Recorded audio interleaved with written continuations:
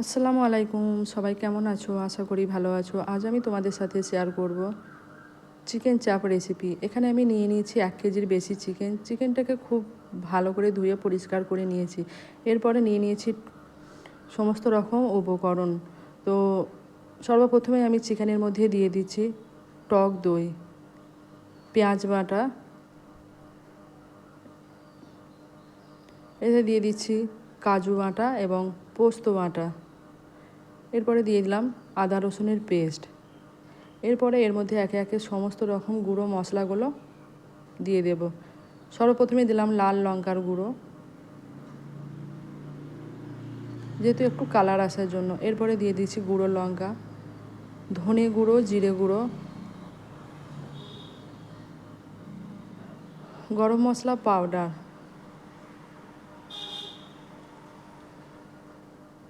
তো ভিডিওটা স্কিপ না করে সম্পূর্ণ দেখতে থাকো, আশা করি ভালো লাগবে।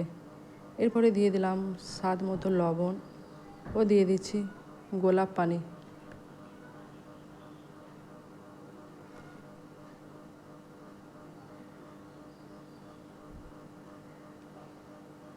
ও দিয়ে দিচ্ছি মিঠা আতর।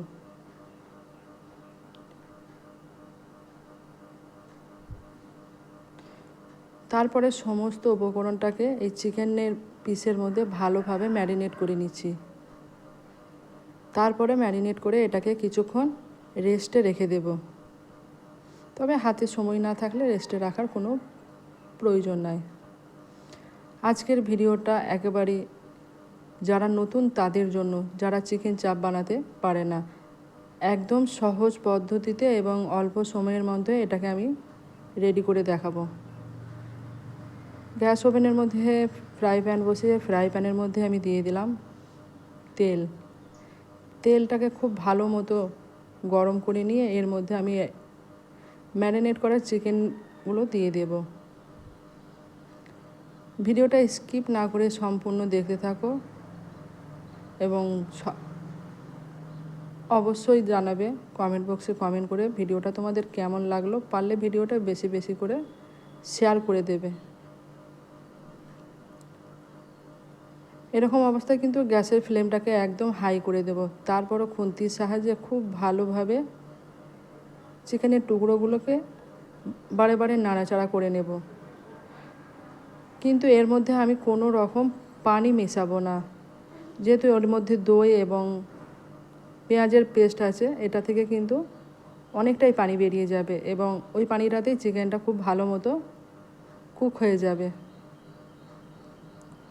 এটাকে কিছুক্ষণের জন্য ঢাকনা দিয়ে ঢেকে রেখে দিয়েছিলাম। তারপরে ঢাকনাটা খোলার পরে তারপরে আবারও ভালো করে এটাকে খুব নাড়াচাড়া করছি।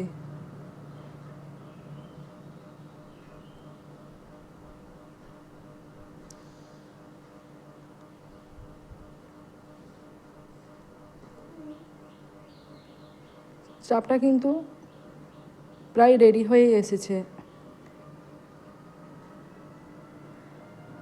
এরপরে এর মধ্যে আমি দিয়ে দিচ্ছি 1 টেবিল চামচ ঘিটা দিয়ে আবারও ভালো করে এটাকে খুব নাড়াচাড়া করব।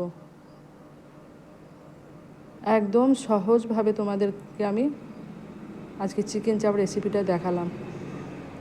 পারলে সময় করে তোমরাও একবার এরকমভাবে চিকেন চাপ বানাবে, আশা করি খুব ভালো লাগবে।